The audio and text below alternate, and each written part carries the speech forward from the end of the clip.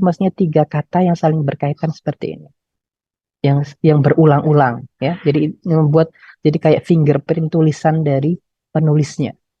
Misalnya kita 4 engram berarti akan ada munculkan 4 kata yang berurutan terus dan saling berulang-ulang. Nah, itu maksudnya engram ke sana ya.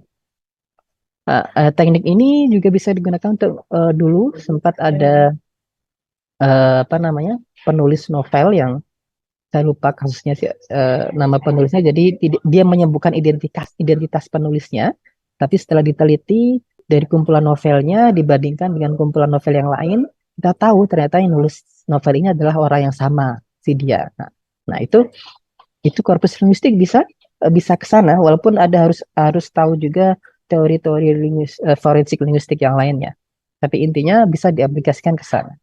Jadi yang pertama tadi lebih ke language teaching ya, jadi pengembangan apa namanya buku ajar atau istilahnya pengembangan teaching lah, teaching bahasa Inggris lah, lexical bundle dalam konteks yang artikel pertama tadi itu lexical bundle bahasa Inggris. Yang kedua ini lebih ke sosiolinguistik ya. Yang ketiga ini lebih ke forensik linguistik. Habis itu yang keempat, lanjut lagi. Terima kasih tadi Mbak Raffi dan Mumtaz ya. Boleh yang keempat boleh volunteer? Saya boleh Kakak? Oke, boleh. Mbak siapa nih? Nur. Iya, Ririn Pak Ya, panggilannya. oh panggilannya Ririn boleh. Silakan. Tapi sesuai ini saya ya Pak ya. Boleh, ya. Pendapat saya dulu. Mm-mm. Bentar. Di judul ini tentang fear and responsibility, disclosure of obesity and risk in the UK press. Ini tentang resiko dan juga dari obesitas di UK press, Pak. Untuk tujuannya menurut pendapat saya itu peneliti ini bertujuan untuk mengkaji bagaimana media cetak atau press di UK ini menampilkan resiko dalam pemberitaan tentang obesitas. Dan untuk data yang digunakan itu seorang author ini menggunakan korpus berdasarkan dari surat kabar nasional Inggris yang membahas tentang obesitas yang diterbitkan antara tahun 2008 sampai dengan 2017. Jadi hampir kurun waktu 10 tahun. Untuk masalah metode ini, analisisnya menggunakan metode linguistik korpus, meliputi kata kunci, kolokasi, dan juga pertimbangan dari garis konkordansinya. Dipadukan juga dengan kualitatif analisis wacana. Dalam referensinya, risiko dianalisis dengan jumlah kata ada 36 juta kata yang meningkat baik dari segi frekuensi yang masih mentah dan juga frekuensi yang sudah proporsional. Untuk findingnya, kata risiko ini ternyata muncul sebanyak 39.438 kali dalam korpus. Berarti surat kabar yang di UK ini memberitakan sebesar itu tentang resiko dan juga obesitasnya. Di penjelasan awal artikel ini, peneliti memperkenalkan juga gagasan mengenai rantai risiko, yang mana obesitas itu dapat diposisikan sebagai sebab akibat dari perilaku ataupun praktik yang mempunyai risiko dari obesitas itu sendiri. Sebagai alternatifnya itu sebagai alternatifnya mereka menuliskan hal itu. Sedangkan untuk peningkatan penulisan apa hasil dari resiko dan juga obesitas itu mengalami peningkatan yang stabil juga antara tahun 2009 dan 2004. Selain itu di 2016 dan 2017 juga mengalami peningkatan yang signifikan. Berarti ketika surat kabar sudah memberikan peningkatan tersebut, ada faktor-faktor tertentu yang menjadi resiko dari obesitas secara sosial dan juga politik. Sepertinya antara kemiskinan dan juga pemerintah dalam mengurangi resiko obesitas itu pada masyarakatnya. Tapi kalau untuk surat kabar yang lain menekankan individu itu untuk mengurangi resiko obesitas. Jadi dua surat kabar ini memiliki perbedaan. Yang satu ini terpacu untuk fokus pada faktor penentunya. Yang kedua ini individu menekankan untuk individu atau masyarakatnya ini tentang cara-cara mengurangi resiko obesitas, gitu Pak, dengan cara ada yang olahraga lebih banyak dan juga memantau sistem metabolisme mereka, apakah mereka makan dan minum itu secara seimbang. Terima kasih, Pak. Oke, terima kasih Mbak Ririn ya. Very good ya. Jadi ini kalau keempat ini lebih ke analisis wacana atau analisis wacana kritis ya. Jadi bagaimana media mempresentasikan atau merepresentasikan isu obesitas ya, berkaitan dengan resiko dan ketakutan dan responsibility-nya.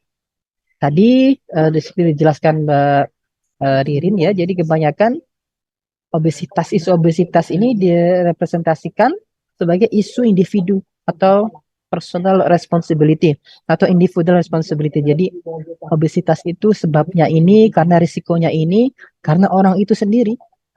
Tapi apa? Ada alternatif lain sebenarnya untuk responsibility-nya, yaitu apa, Mbak Dirin? Masih ingat? Alternatif lainnya selain personal responsibility? Sorry, Pak. Bentar.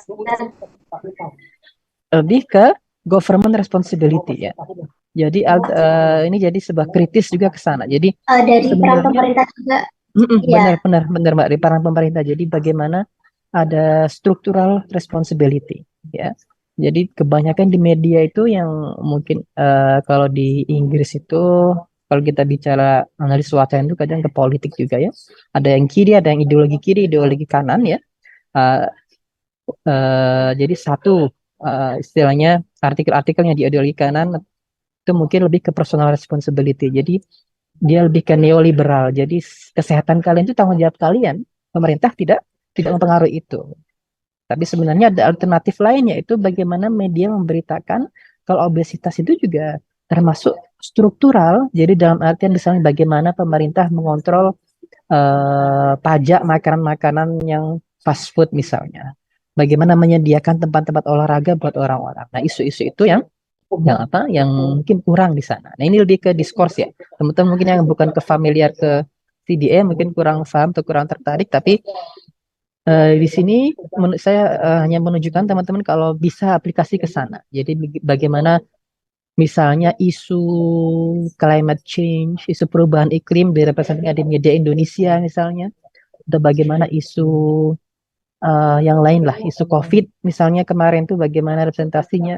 Tapi tentu dengan pisau bedah lain, yaitu CDA, analisis wacana kritis ya.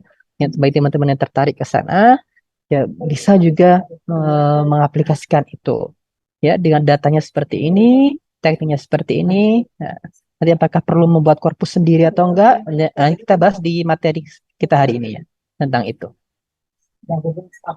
Oke, terima kasih Mbak Ririn. Selanjutnya kita masih ada 4 lagi, tapi karena ini pilihan, jadi ini tergantung teman-teman mau menjelaskan artikel pilihan teman-teman sendiri ya. Volunteer 4 orang berarti. Saya Pak. Siapa? Aulia. Aulia Nur Eliza. Oke. Oke, Aulia, silakan Aulia. Satu Terima dari kasih. pilihan artikel sendirinya Aliza ya. Saya Ya, buka dulu filenya. saya kebetulan mengambil jurnal yang berjudul Based Stylistic Analysis of Online Suicide Notes Retrieved from Reddit. Jadi stylistic analysis dari online suicide note dari aplikasi Reddit. Nah, aim-nya itu untuk mengetahui corpus based stylistic analysis dan mengecek selected stylistic categories. It aims to analyze juga the linguistic features-nya dari online suicide notes tersebut. Nah, datanya sendiri ada 50 online suicide note yang taken from Reddit. Datanya dikoleksikan menggunakan aplikasi Reddit API. Sebenarnya saya kurang tahu itu apa di benar seperti itu. Untuk metodenya itu mixed method, menggunakan kualitatif dan kualitatif. Terus toolsnya menggunakan Wordsmith 8.0. Terus based on Rich and Short 2007 checklistnya, karena tadi ini ada ngecek dari stylistic analisisnya. Nah, untuk finding secara garis besarnya, Redditors atau para pengguna Reddit yang menggunakan yang pengguna Reddit yang menggunakan atau menampilkan online suicide terms itu kebanyakan menggunakan present simple words dengan short sentence. Nah, writernya sendiri menyimpulkan kalau Redditor tersebut most likely to be in stress atau in good condition.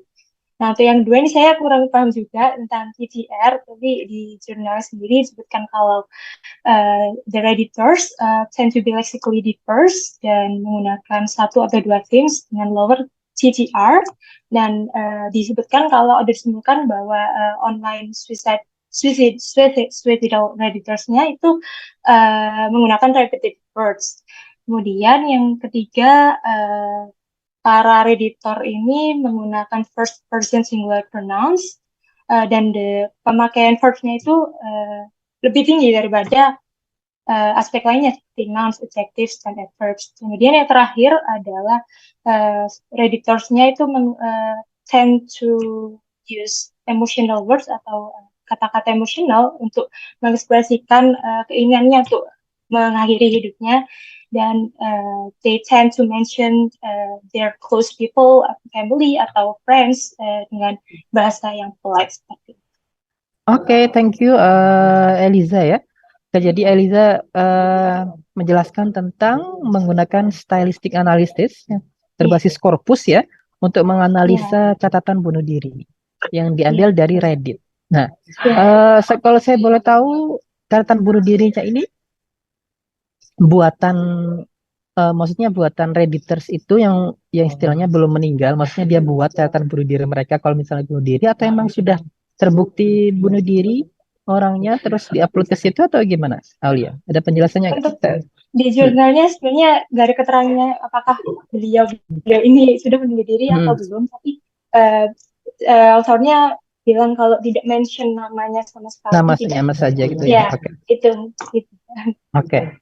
Jadi ini juga menarik, mungkin teman-teman yang tertarik dengan, tapi kalau di Indonesia kita menggunakan data bahasa Indonesia mungkin akan susah ya, karena kita nggak biasa, nggak tahu, mungkin kalau teman-teman punya Reddit Indonesia yang di situ ada data bunuh diri ini, tapi saya kira agak kita nggak terlalu terbuka untuk itu ya. Kalau dalam konteks Indonesia saya tidak meneliti lebih dalam ke sana. Cuma ini penggunaan yang menarik juga. Jadi bagaimana kita meneliti stylistik itu, kalau teman-teman belajar stylistik, jadi istilahnya bagaimana style kata dari kalau di sini berarti dari catatan bunuh diri. Misalnya kalau kebanyakan catatan bunuh diri dari orang-orang Reddit ini menggunakan kalimat-kalimat pendek dan sebagainya. Nah, itu juga menarik. Nah, itu bisa kita compare misalnya kalau teman-teman nanti ahli bahasa misalnya ya, ada sebuah catatan bunuh diri ya, habis itu suruh mengidentifikasi ini asli apa enggak. Nah, itu bisa juga menggunakan rujukan-rujukan yang sudah menggunakan korpus, tapi kebanyakan dari bahasa Inggris ya. Kadang tiap bahasa berbeda, jadi memang perlunya ada penelitian korpus juga berbasis korpus, dari penelitian yang meneliti tentang catatan bunuh diri yang berbasis korpus. Cuma tantangannya lagi, saya bilang di Indonesia saya merasa susah untuk mencari data itu ya, kecuali mungkin nggak tahu teman punya link atau sebagainya, atau di Reddit pun seperti ini, nggak tahu Indonesia pakai data Indonesia ada apa enggak, susah. Nah, ini yang tantangan membuat korpus sendiri ini yang kita bahas nanti di materi kita ya. Jadi memang beberapa jurnal itu membuat korpus sendiri, dan mungkin kita nggak bisa meniru itu karena tantangan misalnya di negara kita berbeda aturannya dan sebagainya. Nanti kita akan jelas. Tadi Mbak Eliza juga menjelaskan tentang type token ratio. Ya, di situ memang istilah-istilah forensik atau statistik kita kalau kita tidak pernah belajar itu, kita mungkin tidak tahu juga, karena memang korpus ini hanya metode, sumber utamanya adalah pisau bedahnya adalah keilmuan yang lain. Kalau sosiolinguistiknya sosiolinguistik, forensik linguistik ya, di situ mungkin ada bacaan-bacaan tentang forensik linguistik ya dan sebagainya. Nah, wajar kalau misalnya ada istilah-istilah yang tidak diketahui. Nah, misalnya based on Leach and Short ini tadi, itu kan data forensik linguistik ya, jadi kita harus membaca itu juga. Kalau Wordsmith ini semacam Encon ya, mungkin kalau di Nah, Eliza di UB ya. Kalau di UB mungkin nggak tahu Bu Tantri mengenalkan atau enggak. Tapi WordSim ini semacam Encon juga. Ya, sama lah aplikasi korpus linguistik. Oke, oke, thank you Eliza ya. Ya, terima kasih Pak. Boleh 3 lagi sebelum kita masuk ke materi. Ada yang mau perform? Saya, Pak. Boleh Mbak Umaymah, Iya. silakan Mbak. Saya buka dulu ininya.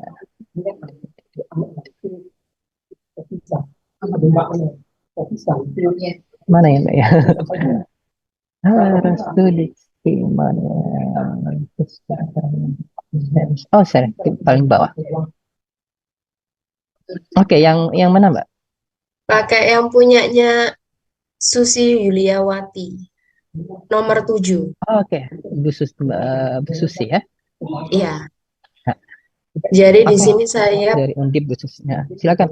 Ya, jadi di sini saya pakai jurnal kajian budaya dari UI, judulnya Perempuan atau Wanita, Perbandingan Berbasis Korpus tentang Leksikon Berbias Gender. Nah, tujuan dari dibuatnya artikel ini adalah untuk menjelaskan pola penggunaan kata perempuan dan wanita, serta mentriangulasi pendapat atau hasil penelitian terdahulu yang terkait. Peneliti di sini menggunakan data korpus berbahasa Indonesia dari Indonesian WEC yang diakses dari perangkat korpus Skit Engine terdiri dari 89,8 juta kata dan data yang lain diperoleh dari dan data yang lain itu IND_mix 2013 yang diperoleh dari LCC atau Leipzig Corpora Collection yang terdiri dari 1,2 miliar kata. Sementara metode yang digunakan oleh peneliti itu rancangan metode gabungan, yakni ancangan kuantitatif yang digunakan untuk mengidentifikasi tingkat kemunculan kata dan mengukur tingkat kedekatan kemunculan kata dengan kata lainnya. Yang kedua itu peneliti memanfaatkan perangkat lunak korpus berbahasa Indonesia Skit Engine dan LCC. Terus penemuannya dari hasil analisis peneliti itu menunjukkan bahwa kata wanita jauh lebih populer daripada kata perempuan. Karena dalam korpus Indonesian Work, kata perempuan itu memiliki frekuensi yang lebih tinggi, yakni sebanyak 50,3% daripada wanita, yakni sebanyak 49,7%. Kemudian frekuensi kata wanita dan perempuan dalam korpus IND_mix 2013 juga lebih besar dibanding dengan perbedaan frekuensi yang ditemukan dalam Indonesian WAC. Karena dalam korpus Indonesian WAC kata perempuan memiliki frekuensi karena setelah frekuensi penggunaan kata dinormalisasi ke dalam kata atau juta, kemunculan kata perempuan dalam 1 juta kata adalah 396 kali. Sedangkan kemunculan kata wanita 391 kali. Sementara dalam korpus IND_mix 2013, frekuensi penggunaan kata wanita lebih tinggi daripada perempuan karena tingkat kemunculan kata wanita itu 340 kali dengan total penggunaan 54,3%. Sementara kata perempuan itu munculnya 287 kali dengan total penggunaannya 45,7%.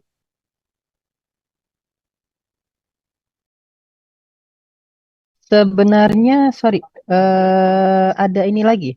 Ada temuan yang selain frekuensi yang penting. Mbak siapa tadi? Mbak Umaymah, Mbak Ifat ya. Iya, Pak. Apa selain frekuensi ada lagi loh konotasinya penggunaan wanita dan perempuan? Kayaknya dijelaskan di situ. Saya sempat pernah baca artikel ini sih. Jadi bagaimana apakah perempuan dan wanita itu punya konotasi yang sama? Coba saya coba bukakan lagi ya. Itu karena kalau kita hanya bicara frekuensi, akan penelitiannya akan terlalu ini ya, surface ya. Kita hanya frekuensi saja, frekuensinya seperti ini, bla bla bla, tapi nggak ada yang lain. Saya kira kayaknya Bu Susi ada temuan itu juga ya. Bentar, saya coba ini. Itu harus dikemukakan juga. Kita coba dari abstraknya. Nah, ini nih, ini penting harus kalau bisa Mbak Ifat harus bisa identifikasi ini ya, karena ini penting. Misalnya in terms of meaning lah, ini perlu uh, kalau woman itu lebih keterkaitannya dengan tubuh ya. Jadi kalau kita bicara perempuan ya, itu lebih kita itu tentang reproductive function dan sebagainya, tentang laki-laki, keluarga dan ini. Tapi kalau sorry, sementara mana yang wanita mana perempuan? Oh, kedua-duanya both terms are used to talk about women in relation to their body. Perbedaannya kalau perempuan tuh lebih the difference is that perempuan tends to be used to talk about women in relation to gender equality. Jadi kata perempuan sendiri ini lebih digunakan kalau berbicara tentang uh, equality gender itu bahasa Indonesia apa? Tentang Kesetaraan gender. kesetaraan gender ya dan organisasi. Sementara kalau kita bicara wanita lebih ke hubungan seksual. Nah, itu membuat konotasi yang berbeda antara perempuan dan wanita.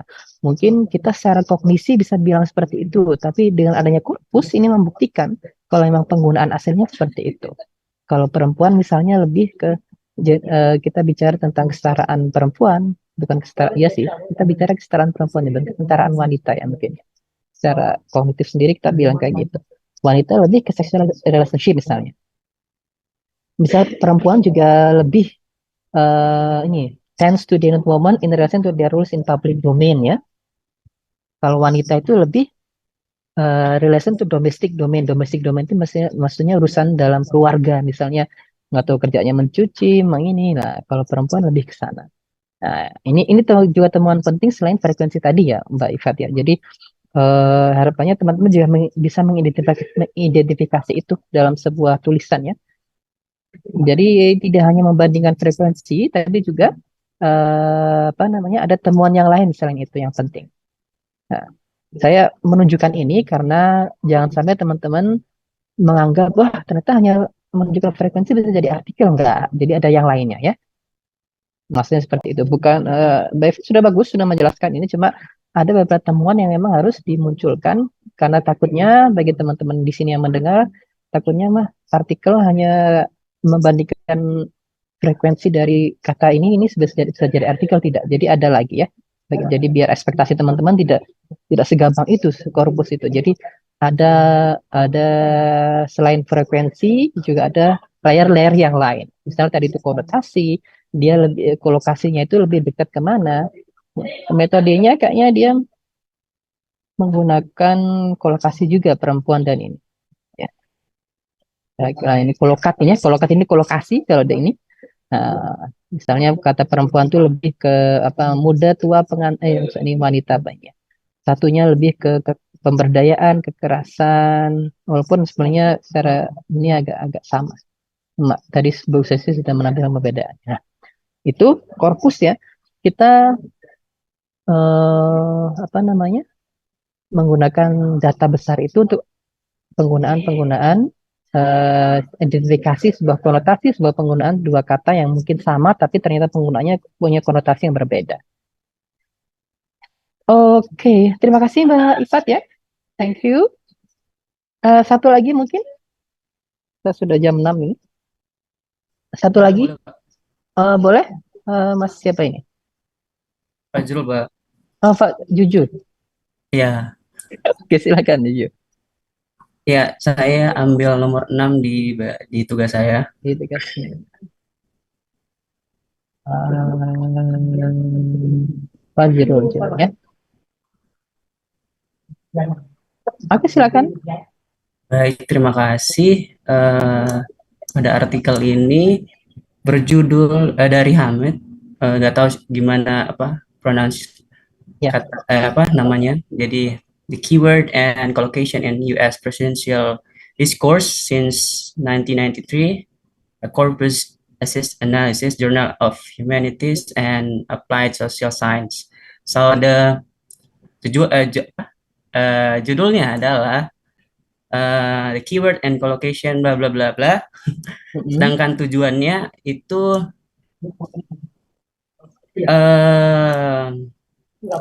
this research is applying the corpus assist analysis, menggunakan corpus analysis untuk mencari keyword dan kolokasi yang digunakan dalam US presidential discourse dari Clinton to Trump untuk mencari tahu bagaimana makna dan dalam makna dari setiap kata atau kata kunci dan juga kolokasi yang mereka gunakan. Kemudian data dari yang digunakan yaitu adalah itu tadi kata kunci dan kolokasi dalam presidential discourse from Clinton to Trump, Amerika Serikat. Kemudian metodenya ini karena saya mengikuti teman-teman ada yang bilang kuantitatif, boleh di ini tuh, boleh dieksplor nggak? Kita eksplor bareng-bareng ya. Jadi datanya itu sebenarnya bukan keywords and collocation. Keywords dan collocation itu toolsnya. Ya. Kalau yang saya maksud datanya adalah korpusnya itu apa sih? Kalau saya lihat dari judul ya, belum jawab. Berarti korpusnya ini adalah kumpulan pidato kumpulan presiden. Pidato, Pak. Ya. Nah, itu datanya lebih ke sana. Iya. Berarti salah ini pasti. That's okay. Oke, kemudian findings-nya mereka menemukan kesamaan dan perbedaan di antara 4 calon kandidat presiden ini dengan concern about their key topics, sehingga dapat disimpulkan bahwa si Clinton dan Obama adalah bakal calon yang berasal dari Demokrat, sedangkan Obama di sini melangkai si Clinton. Di sini sebentar Pak, saya baca lagi.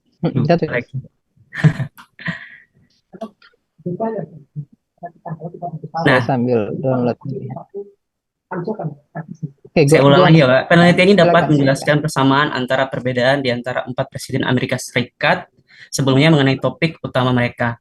Analisis kata kunci melalui Keynes membuktikan bahwa Clinton dan Obama itu sebagai anggota Partai Demokrat yang memiliki kecenderungan yang jelas untuk meningkatkan kehidupan masyarakat Amerika dan lingkungan sosial mereka. Obama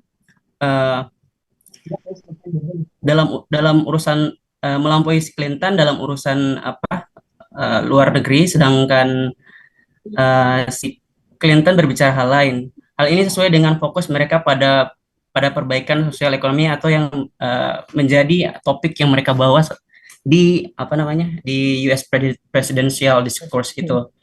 Penggunaan kata-kata negatif yang digunakan Bush, calon presiden lainnya, untuk menandakan tindakan kooperatif sejalan dengan penggunaan kata-kata positif yang mengindikasikan perang eksternal. Kata kunci dari Trump merupakan kata kunci yang berbalik dengan Bush, yaitu positif yang meng-highlight tentang deskripsi yang berlebihan tanpa target yang pasti. Jadi kalau misalnya si Bush itu biasanya dia menggunakan mengindikasikan perang eksternal secara tepat, maksudnya targetnya pasti, sedangkan si Trump tidak pasti. Ia juga menunjukkan frekuensi yang tidak biasa dalam menyebutkan nama dan posisi si Trump ini. Tapi kalau si Bush itu langsung tepat sasaran gitu Pak.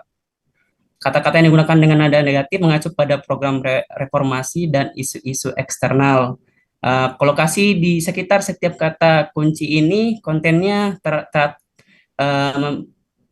memperjelas kata dan menyelaraskan dengan orientasi presidensial yang dinegosiasikan oleh empat eh, Kandidat. Nah, empat presiden presiden, ini. presiden ya. Oke, Kurang lebih seperti itu, Pak. Thank you Juju ya. Ya. Jadi tadi itu artikel yang dipilih Juju adalah tentang apa namanya?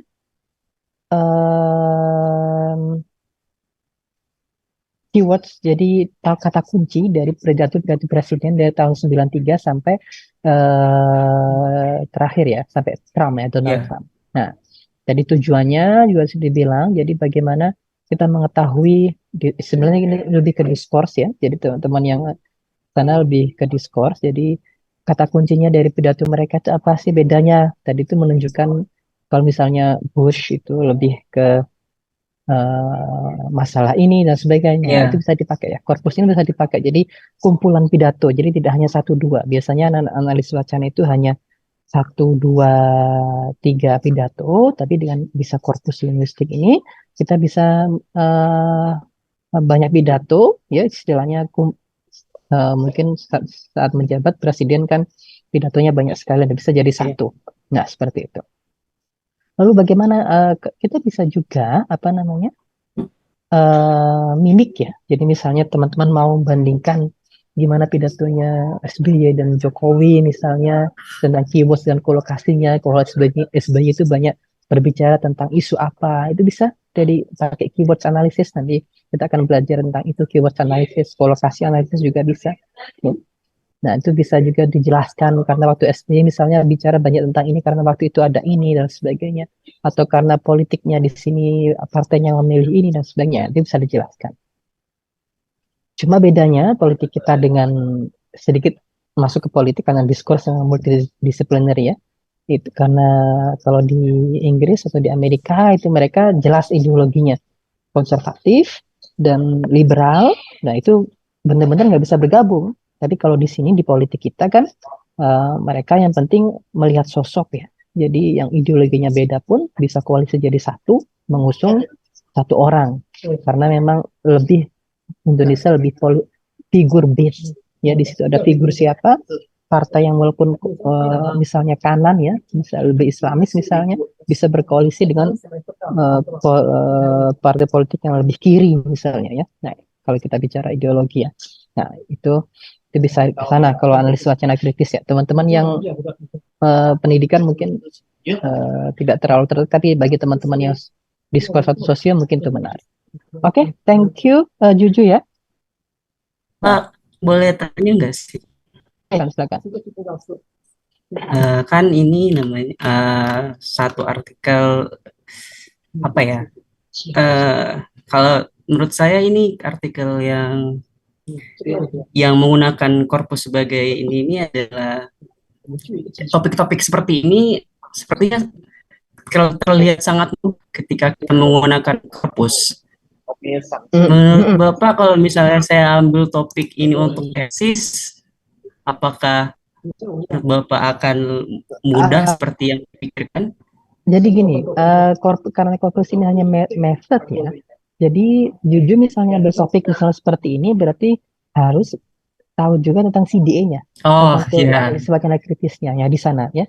Jadi karena korpus itu hanya keyword analysis, misalnya muncul keywordsnya apa, tapi bagaimana kamu interpretasi kata kunci itu kan harus ada ininya, apa namanya, teorinya.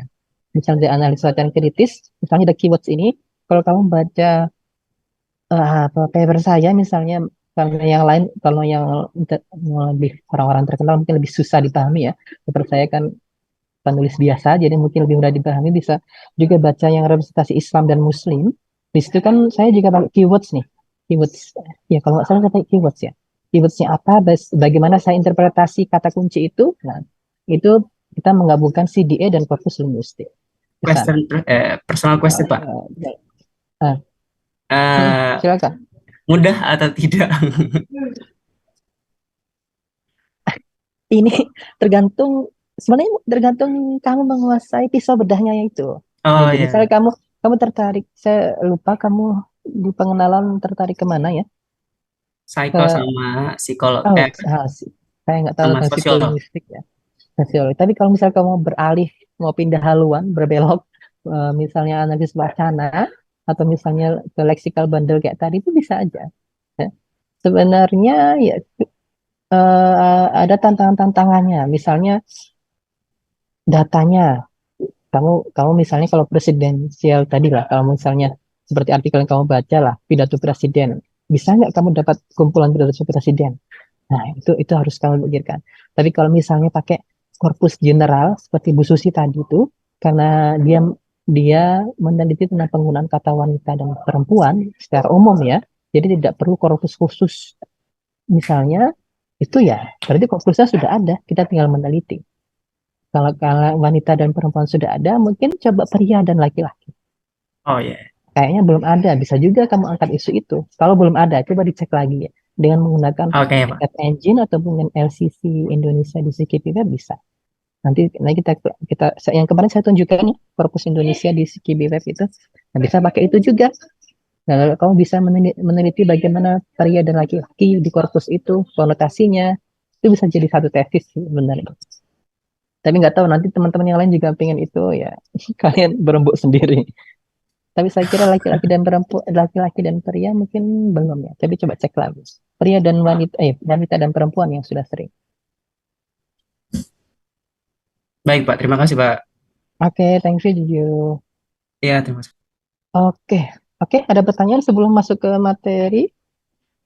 Saya, Pak. Silakan, Ya, Mbak Restu. Panggilnya Restu apa? Santia, Restu. Mbak Rini? Restu, oke.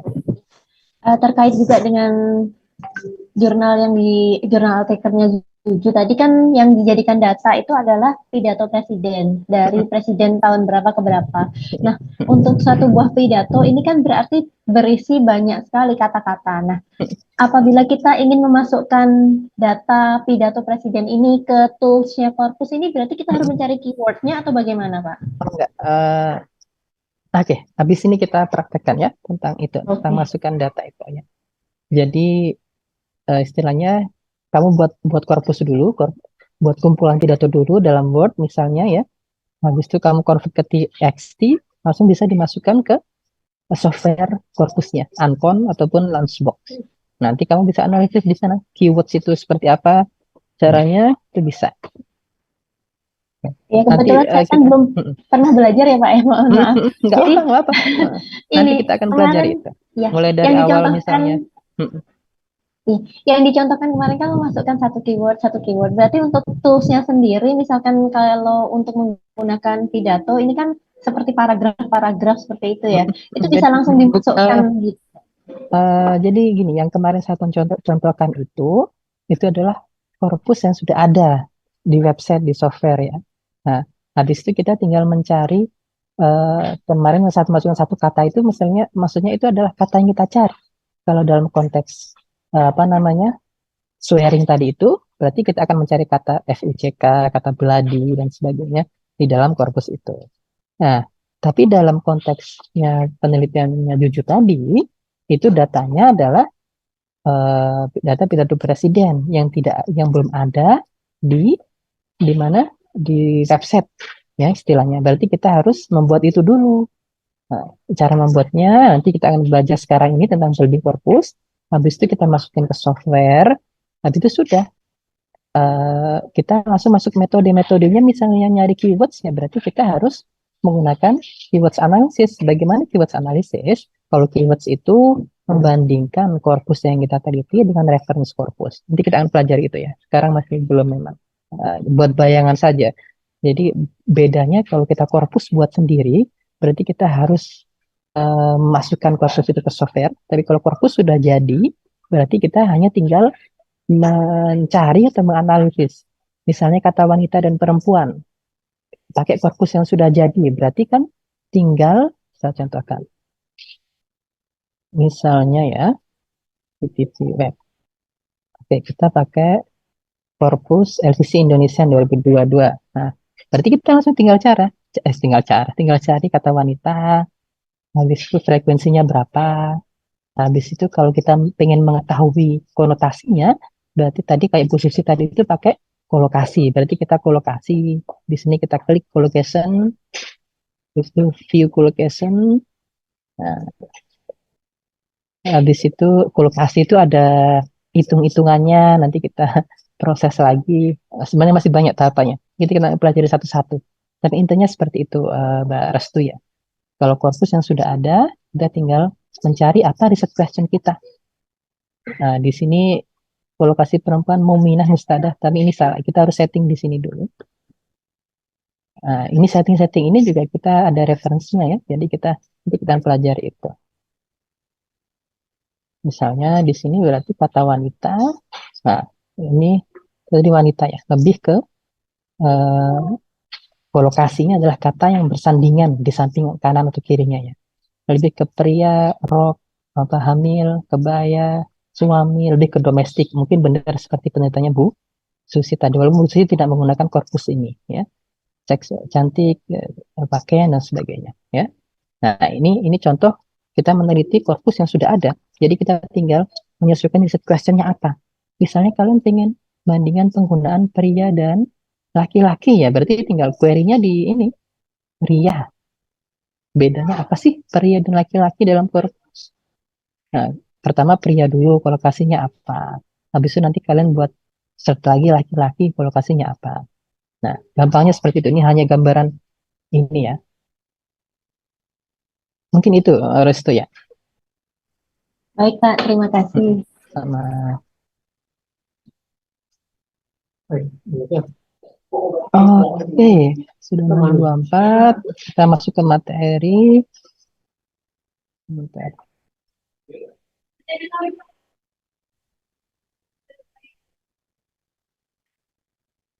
Oh, excellent.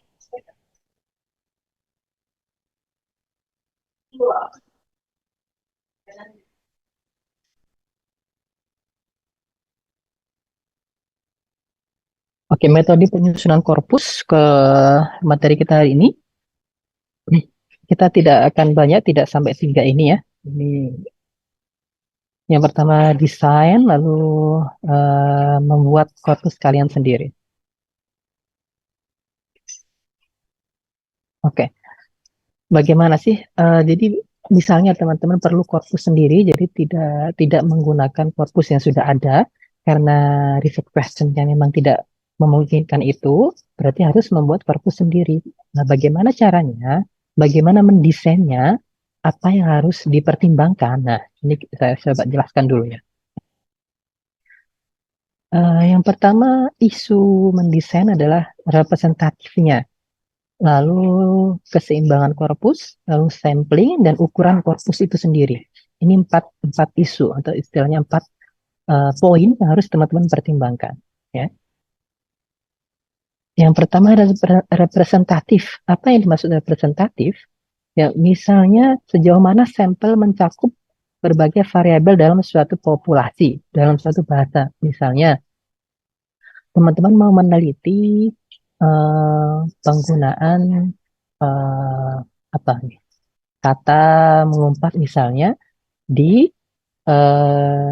skalanya Jawa Timur nih, ya. Tapi yang digunakan adalah film-film nasional. Nah, mungkin itu tidak representasi karena kalian spesifik ke Jawa Timur, berarti ya carilah data tentang misalnya kalau dalam novel ya ya dalam novel, tapi kalau intinya nasional ya berarti nasional. Saya cari contoh yang lebih gampang lagi ya. Misalnya teman-teman pengen tahu penggunaan bagaimana kata wanita dan pria di novel Indonesia. Nah, berarti nggak cukup kalau hanya misalnya satu novel dari penulis ini, satu novel dari penulis ini, satu novel dari penulis ini. Misalnya hanya 3 orang, ya berarti tidak representatif. Bagaimana membuat itu representatif? Ya berarti perlu misalnya penggunaan kata pria dan wanita di novel Indonesia, berarti kira-kira cari misalnya 10 besar pengarang terbesar di Indonesia. Dari 10 besar itu biasanya diambil 3 karya per masing-masing. Nah, dijadikan satu korpus. Itu mungkin sudah representatif dan balance ya, istilahnya 3 karya per ini sampling. Ini sudah masuk semuanya, sampling, size-nya dan sebagainya. Itu korpus desain. Jadi kita di sini bicara tentang membuat korpus sendiri. Jadi kalau misalnya teman-teman mau meneliti, misalnya di paper saya meneliti tentang representasi Islam dan Muslim di koran Australia. Lalu saya hanya mengambil misalnya eh, apa namanya The Times saja misalnya, berarti nggak representatif kalau kamu bilangnya koran Australia dan Amerika. Tapi kalau research question kamu memang hanya khusus satu koran, ya berarti boleh satu koran, ya. Jadi tergantung research questionnya. Oke, misalnya kamu representasi obesitas di koran di News Indonesia, tapi kamu hanya detik.com, ya berarti mungkin nggak representatif. Tapi kalau kamu milih Detik dan Kompas karena dua ini misalnya paling banyak diakses, ya itu bisa jadi justifikasi kamu. Ya, seperti itu ya. Bayangannya seperti itu. Jadi tergantung riset questionnya seperti apa, itu akan menjustifikasi korpus yang digunakan, yang kamu buat itu harus seperti apa, size-nya dan samplingnya, kayak gitu. Nanti akan saya bagi PDF-nya ya. Saya hanya menggaris bawahi apa garis besarnya saja. Nah, representatif ini merujuk pada sejauh mana sampel mencakup seluruh rentang variasi dalam populasi. Nah, ini tidak, eh, saya ada bahasa Indonesia ya. Representatif tidak memiliki definisi yang ketat. Nah, hal ini sangat terkait dengan pertanyaan penelitian Anda. Jadi benar-benar korpus yang kalian buat itu driven atau dipengaruhi oleh this question teman-teman. Ya. Nah, misalnya jika ingin korpus yang mewakili bahasa Inggris umum, secara umum ya, maka korpus yang diambil dari surat kabar saja yang tidak sesuai karena kalian pengen penggunaan misalnya apa? Tadi misalnya leksikal bandar dalam artikel sosial misalnya. Lalu kalian hanya mengunduh 100 artikel dari satu jurnal saja. Ya tentu uh, tidak representatif. Tapi kalian memilih paling nggak bisa 10 jurnal di bidang sosial, lalu setiap jurnalnya diambil 30 artikel, nah itu bisa jadi representatif ya. Seperti tadi ini, jika Anda menginginkan sebuah korpus yang mewakili surat kabar, maka kalau The Times saja ya tidak bisa, nah, kayak gitu.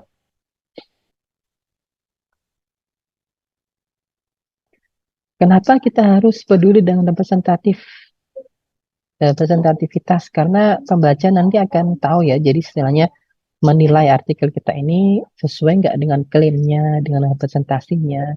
Misalnya teman-teman, kalau dalam tingkat tesis S2 ya, tidak perlu harus banyak lah. Dalam arti banyak ini, yang bagaimana mengumpulkan datanya perlu banyak waktu lama, karena tidak sesuai. Jadi kalau misalnya pakai satu koran saja ya, saya kira sudah boleh. Satu koran itu dalam arti satu nama koran ya. Jadi misalnya yang anak diskurs di Kompas saja misalnya, lalu artikelnya ada 200-300 artikel, ya itu sudah boleh lah. Ya, tidak harus kalau tingkat S2 tidak harus misalnya Kompas, Detik dan agar representasi tidak sengoyo itu kalau bahasa Jawanya ya, bisa ya agak ringan. Tapi tetap harus banyak karena korpus itu kan keunggulannya adalah menganalisis data banyak. Kalian jangan pakai metode korpus kalau data kalian misalnya hanya 20 koran. Saya kira tidak perlu korpus, manual saja bisa. Ya, nah, itu. Kalau misalnya novel ya, kalau novel itu satu aja udah tebel ya. Tapi kalau kita pengen representatif berarti harus banyak walaupun sudah tebel. Seperti itu. Nah ini bahkan tentang keseimbangan korpus itu tidak ada ukuran ilmiah untuk keseimbangannya, hanya estimasi terbaik. Tergantung availability datanya dan sebagainya. Kita lewati ini. Sampling techniques, saya kira tidak perlu. Ini untuk yang membuat korpus sendiri ya, teman-teman. Misalnya, kalau misalnya riset questionnya itu bisa pakai korpus yang sudah ada, nah itu boleh nggak buat sendiri, langsung pakai korpus yang sudah ada aja datanya. Itu bisa. Tapi tergantung, kalian misalnya neliti tentang representasi apa mungkin yang agak kontroversi LGBTQ misalnya. Tapi ternyata di korpus yang sudah ada itu tidak banyak menyebutkan kata itu misalnya. Berarti kan nggak bisa dipakai. Kalau wanita dan pria karena wanita dan perempuan karena general ya. Jadi mungkin frekuensi kata itu pasti ada di korpus-korpus general seperti LCC tadi itu. Tapi kalau misal spesifik ke apa namanya, ini kita bicara discourse lagi ya. Saya contohkan di discourse, nanti kalian bisa sesuaikan dengan bidang teman-teman. Tapi kalau spesifik misalnya tentang isu perubahan iklim misalnya, mungkin tidak akan banyak frekuensi kata perubahan iklim di korpus LCC tadi itu. Berarti harus buat sendiri. Nah, itu harus nanti ada sama supervisor pasti akan mengarahkan ke sana. Nanti untuk tugas akhir ini pun nanti teman-teman sebelum membuat paper juga kita arahkan ya. Jadi kalian presentasi dulu mau membuat paper seperti apa, habis itu kita arahkan seperti apa. Yang penting teman-teman mengikuti prosesnya, terus nulisnya tidak plagiasi, saya kira aman ya. Bisa lah, tidak terlalu sulit. Oke. Sorry.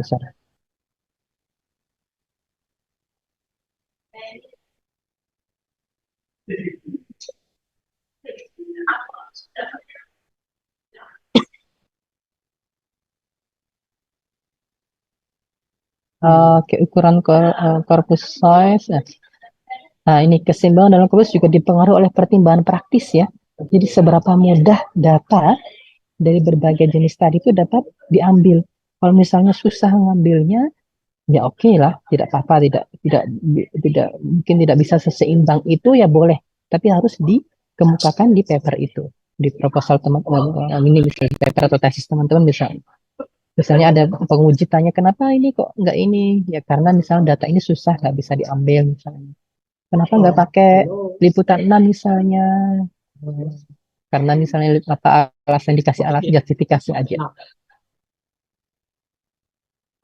Corpus size, ini sekali lagi corpus size pun ya tidak ada jawaban yang pasti. Jadi ukuran tuh ada yang bilang penting, ada ukuran bukanlah yang paling penting.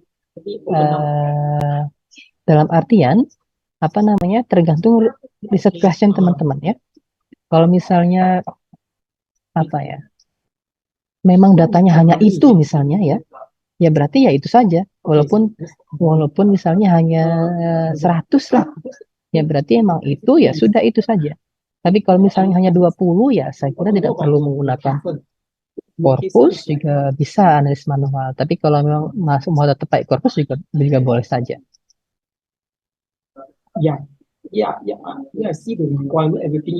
Pakai ukuran optimal dari sebuah korpus ditentukan oleh pertanyaan penelitian yang ingin dijawab oleh korpus tersebut serta pertimbangan praktis yang terkait. Jadi ukurannya sebuah korpus itu tergantung riset question teman-teman dan bagaimana praktisnya mengumpulkan itu ya. Ini copyright isu, saya kira kalau di Indonesia kalau bukan untuk komersial itu oke saja ya. Tidak perlu takut dengan copyright karena kita buat research ya. Nah, pertanyaan adalah apakah kalian perlu membuat korpus kalian sendiri? Jawabannya tergantung riset question teman-teman ya. Nah, sekarang bagaimana cara membuat korpus? Nah, ini yang kita desain riset question, habis itu kriterianya apa, data collection dan sebagainya. Oke, saya akan contohkan pidato presiden tadi itu ya. Pidato presiden misalnya, kita sudah ketemu nih pidato presidennya. Habis itu selanjutnya adalah identifying source of data. Misalnya pidato presiden berarti kalian cari website resmi mungkin ya pemerintah yang berisi tentang pidato presiden. Habis itu di-download. Di-download ini bisa copy paste lah. Kalau teks di ini ya. Copy paste dimasukkan ke Word. Oke. Habis itu kalau recording ini kalau spoken ya. Kalau kalian teks kan nggak perlu recording, hanya copy paste diganti ke Microsoft Word. Oke. Scanningnya juga sama. Ini kalau apa? Misalnya nggak ada soft filenya, kalian harus scanning lalu dia jadi soft file. Nah, itu harus kan ada ada scan yang bisa menyekan itu dan jadi Word ya, itu ada. Kalau misalnya dokumennya itu memang tidak ada softwarenya, hanya bentuk hard copy. Berarti kalian harus scan itu, lalu dari scanan itu dijadikan soft file Microsoft Word. Ini tergantung ini. Tapi kalau misalnya leksikal bundle tadi itu yang datanya adalah artikel ilmiah, ya berarti nggak perlu recording, nggak perlu scanning ya. Tinggal artikel ilmiah tadi dikumpulkan, lalu dijadikan oleh TXT, dijadikan ke TXT. Saya contohkan langsung ya, saya praktekkan. Oke.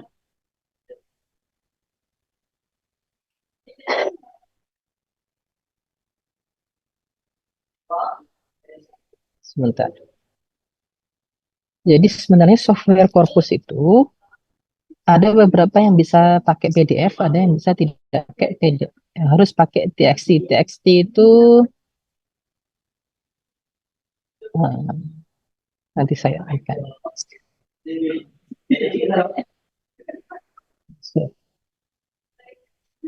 Nah, sebenarnya bisa pakai yang lain ya.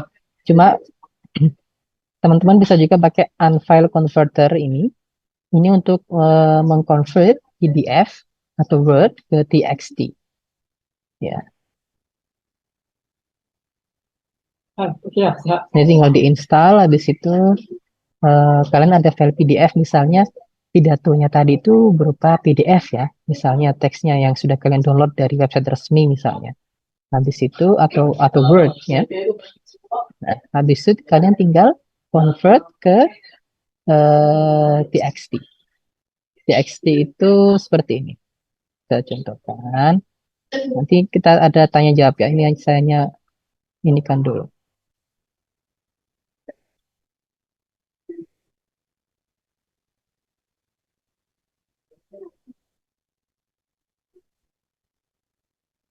Sebentar.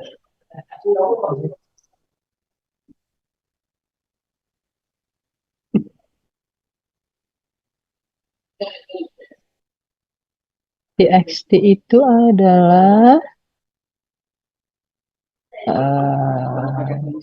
saya coba contohkan. Cek obesitas saya.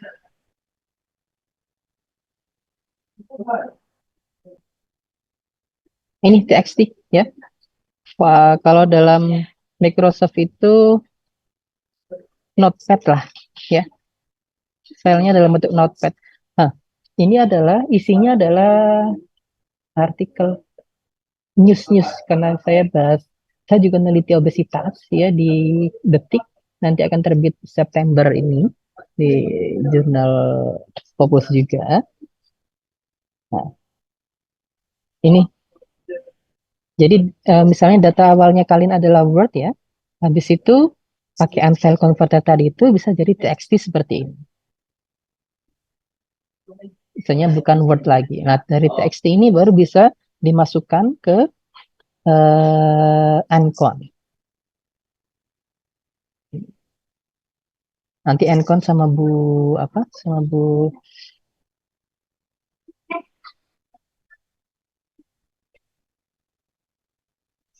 teman-teman sudah coba mengacak-acak ini nggak? Mengacak-acak. Sudah coba Ancon, install Anconnya? Belum ya? Belum, Pak. Kita coba. Belum. Ini sebenarnya kita mendahului ya. Nanti ada Ancon juga, tapi nggak apa, untuk pengenalan teman-teman.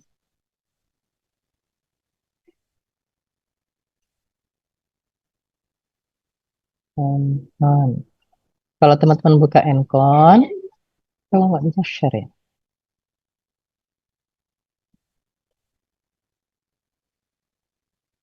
Nah, this one. Nah, ini kan Ancon ya. Habis itu masukin corpus teman-teman tuh dengan file, lalu open file Squeak corpus. Habis itu masuk ke data apa? Ke data yang ada TXT tadi itu ya. Saya coba nyalanya. Corpus. Kalian bisa nyoba dengan TXT sembarang nggak? File TXT. Terserah apa aja itu bisa. Habis itu akan masuk ke sini. Nah, ini adalah korpus, teman-teman. Nah, oke, kenapa saya membuat korpus sendiri terkait tentang representasi obesitas? Karena ya emang spesifik, saya perlu data yang spesifik. Jadi setiap ada use text yang menyebut kata obesitas menjadi data saya. Nah, ini sudah jadi. Ini adalah korpus, teman-teman. Tadi itu ya. Nah, habis itu misalnya frekuensi ya tinggal di sini kalian ketik misalnya obesitas misalnya ya. Nah, ini ada berapa total hitsnya. Tapi ini bukan analisis, ini hanya menunjukkan aja. Nanti analisisnya terlalu dari sudut pandang analisis wacana kritis dan sebagainya. Ya, misalnya wanita 433, misalnya pria 359. Nah, di sini misalnya ternyata kalau kalau koran yang bahas obesitas itu ternyata lebih banyak menyebut wanita misalnya. Nah, lalu apa artinya, interpretasinya seperti apa? Itu pakai pisau bedah analisis wacana yang lain ya. Kayak gitu. Jadi eh, korpus itu menunjukkan ininya hanya menunjukkan data kuantitatifnya. Untuk analisis kualitatifnya, interpretasi sebuah data itu adalah pakai teori-teori yang lain ya. Seperti tadi itu misalnya kolokasi pria dan wanita, wanita lebih bersanding dengan ini, interpretasinya apa, nah, seperti itu. Itu lebih ke sana. Untuk membuat korpusnya tadi itu, kalau teman-teman sudah punya PDF-nya atau karena atau Word-nya bisa di-convert aja menjadi TXT lalu dimasukkan ke misalnya Uncon tadi itu, ya. Bisa dicoba-coba aja dulu. Misalnya kalian punya apa tesis S1 misalnya, kalian masukkan ke mana? Ke Encon. Kalian jadikan dulu TXT ya, kayak convert tadi itu ya. Habis itu misalnya kalian ini pengen tahu kata yang paling banyak di tesis S1 saya apa sih? Itu bisa juga di Word ini. Misalnya yang, saya kira ini normal ya. Yang itu kan karena bukan kata konten ya. Kalian cari kata kontennya paling banyak apa, itu bisa. Ya main-main aja dengan ini bisa. Ya, misalnya kalau keyword ini harus ada reference corpusnya. Nanti kita pelajari juga. Kalau misalnya kalian bahas apa, tinggal di ini coba-coba saja dulu sebelum kita pelajari lebih detail waktunya nanti ya, bahas frekuensi, konfrontasi dan sebagainya. Intinya kalian harus convert baiknya ya, karena kebanyakan software corpus itu bisanya pakai data TXT tapi bisa juga PDF langsung. So, baiknya convert tadi itu PDF atau Word ke Notepad, ke file TXT. Pakai Uncon file converter atau pakai aplikasi yang lain, saya kira banyak. Website pun banyak ya. Convert PDF to TXT banyak sekali.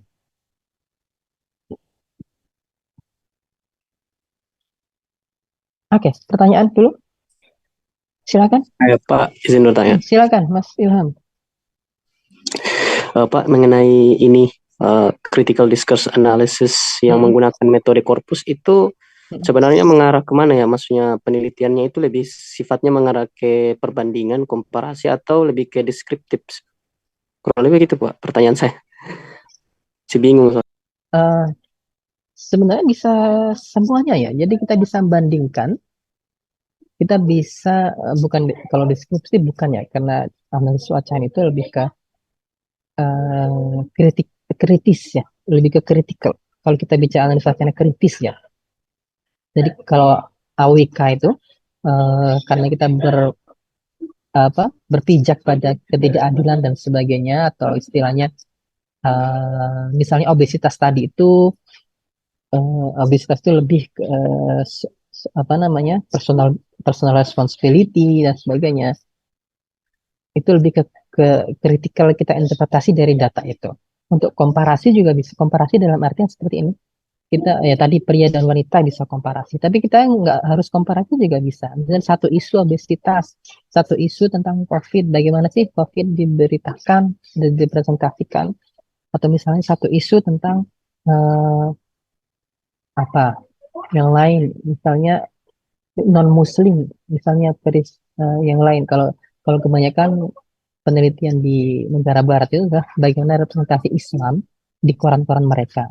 Tapi kita bisa meniru itu, tapi mungkin nggak representasi Islam, tapi bagaimana representasi non Muslim ya di koran-koran kita seperti apa sih? Nah, itu bisa juga kita balik seperti itu.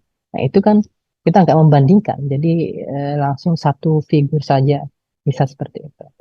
Terrepresentasi tadi itu apa namanya golongan-golongan minoritas ya, LGBTQ atau dan sebagainya. Tapi mungkin itu agak kontroversial. Kalian harus sedikit berhati-hati dalam apa namanya bukan memilih ini ya, tapi dalam artian membuat argumen nantinya ya. Karena kita ada karena AWK itu juga berdasarkan political situation ya, kebijakan situation dan sebagainya. Tapi it's okay. Kalau meneliti itu bisa aja. Agak-agak kontroversi gitu bisa. Jadi jawabannya adalah tidak harus membandingkan, tapi bisa juga satu isu saja. Nah, gitu Mas Ilham. Kasih Pak. Ada lagi pertanyaan?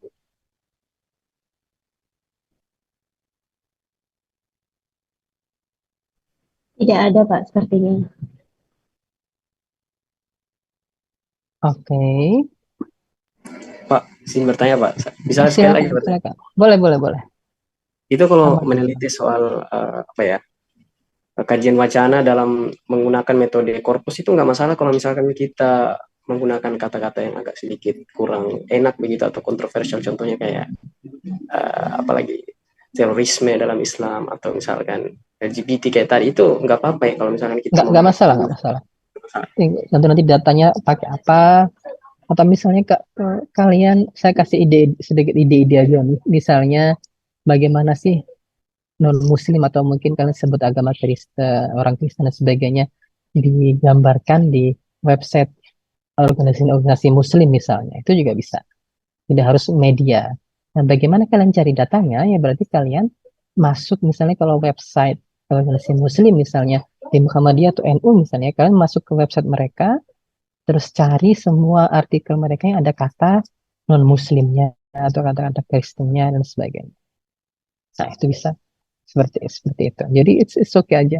Kalau misalnya kalian pengen coba cari wacana tentang LGBTQ di koran, ya berarti data kalian adalah semua news text yang ada kata LGBTQ itu. Nanti saya ajari juga cara mencari data koran tadi itu dengan menggunakan software. Jadi tidak harus copy paste satu, tapi ada softwarenya lagi yang bisa crawling ya, bisa langsung apa namanya download news text itu ke dalam TXT.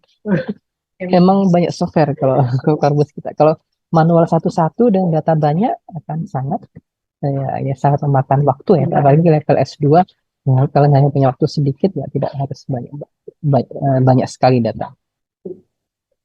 Seperti itu. Mungkin kalian sebelum masuk ke korpus ini, bayangkan data mungkin harus turun ke lapangan dan sebagainya. Istilahnya interview atau saya nggak tahu psikologistik seperti apa, karena saya dari S1 memang jadi analisis wacana ya. Nah, mungkin dengan korpus ini mungkin kalian ada gambaran, mungkin bisa pakai korpus. Nah, coba dipertimbangkan lagi ya, coba digali-gali lagi apakah bisa pakai korpus dan sebagainya. Memang tidak untuk tesis ya, tapi untuk tugas ya harus pakai korpus. Cuma nanti yang simple-simple aja. Untuk tesis teman-teman ya coba diinikan lagi. Jadi kalau misalnya awalnya kalian data itu berarti harus ke lapangan, harus ke sekolah dan sebagainya. Apakah bisa kita penelitian yang tidak pakai field study misalnya dan menggunakan data teks atau sebagainya? Nah, coba digali-gali lagi, dipelajari lagi. Kalian yang tahu apa arah kalian untuk kedepannya nanti. Oke? Any more questions? Satu lagi Pak, bisa? Bisa aja. Itu kalau misalnya kita ngumpulin data korpus Indonesia Turkmenistan kan belum mulai ya. Halo, gimana? oh sorry Pak, interupsi tadi. Itu kalau misalkan kita kumpulin data korpus lewat komentar sosial media itu boleh ya Kak? Boleh gak Pak? Bisa juga. Misalkan komentar postingan saya gitu, saya bahas tentang sesuatu terus saya limitasi begitu. Beberapa komentar yang misalkan merujuk pada misalkan istilah universitas, representasi universitas pada ini begitu misalkan. Bisa aja tergantung riset questionnya kamu. Cuma apakah kalau kita bicara artikel ya, apakah signifikan misalnya komen di postingan kamu? Saya tahu kamu hanya mengilustrasikan ya. cuma cuma apakah misalnya komen di postingan apa gitu, tapi apakah signifikan gitu, ini dibuat riset ya, itu tergantung ini gimana kamu, menurut kamu seperti apa. Jadi kalau misalnya bisa aja, jawabnya adalah bisa pakai komen dari sosial media itu jadikan korpus. Cuma mungkin kalian harus mempertimbangkan signifikansinya itu. Kalau misalnya komen di postingannya orang-orang besar gitu, mungkin ya bisa signifikan karena mungkin mempengaruhi image mereka dan akhirnya mempengaruhi polisi mereka. Nah, sebenarnya itu jadi pertimbangan lain. Coba jawabannya boleh. Komen-komen YouTube misalnya tentang ini bisa, cuma kalian harus bisa menjustifikasi kenapa memilih komen-komen di postingan ini atau di akun YouTube ini misalnya, di sosial media dan sebagainya. Tapi kalau cuma buat main-main aja, kalian pengen coba-coba misalnya ya, di postingan kamu misalnya ada 5.000 komen misalnya, kalian pengen tahu apa namanya, komen-komennya banyak tentang apa sih, itu bisa kalian banyak korpus, dikumpulkan semua komen-komennya, di copy paste, dimasukkan ke Word, TXT, habis itu kalian analisis ke korpus. Bisa analisis seperti Wibu Browser bisa juga, itu tinggal kalian buat korpusnya sendiri, karena saya yakin kata Wibu nggak akan banyak di korpus general ya. Berarti kalian harus membuat sendiri korpusnya, istilahnya semua news text yang ada kata Wibu akan menjadi data teman-teman. Kalian bisa batasi 5 tahun terakhir misalnya, 3 tahun terakhir misalnya di Kompas dan Detik misalnya. Nah, itu kalian yang batasi sendiri. Untuk tingkat tesis ya, saya kira 3 tahun atau 5 tahun cukup lah. Nah, itu baru misal ada 300 tes, 300 berita yang ada kata Wibu, ya itu data kalian. Seperti itu. Oke, bisa ada gambaran ya. Nanti ada prakteknya juga kok kalau sudah masuk praktek ya. Mungkin sama Bu Almira lebih, karena mungkin Bu Almira offline mungkin lebih leluasa, nanti mungkin tanya-tanya banyak ke Bu Almira ya kalau pas offline. Oke, ada question lagi? Ada pertanyaan lagi? Kalau cukup, ya saya cukupkan juga ya. Sudah maghrib di wilayah Jawa Timur. Kalau di sini masih setengah jam lagi, jam 18.55, kalau di sini selisih 1 jam. Oke, thank you ya. Tadi yang belum absen, Bomi ada Bomi? Tadi ada kayaknya Bomi, sempat muncul aja. Ada yang belum dipanggil? Ada yang belum presensi? Sudah semua ya kayaknya ya. Ada 20 orang kok. Iya. Oke. Ya, Bomi ada tadi, sempat kelihatan. Oke, oke, saya tutupkan. Kalau sudah ada pertanyaan, that's it for today. See you next Tuesday. Selasa depan masih sama saya. Online lagi ya kalau sama saya. Mungkin waktu Bu Almira baru offline. Thank you for attending Pak, this boleh class. ini nggak Pak? Boleh. Oke. Silakan. Apa namanya? Apa-apa? Gimana? Materi yang kemarin di saya nggak bisa kebuka Pak. Materi apa ya? Yang PDF-nya nggak bisa PDF-nya? dibuka. Oh, Iya, boleh, nggak bisa boleh. dibuka. Boleh dikirim lagi Nanti nggak Pak? saya kirim lagi ya. Oke, terima kasih Pak. Sama yang ini.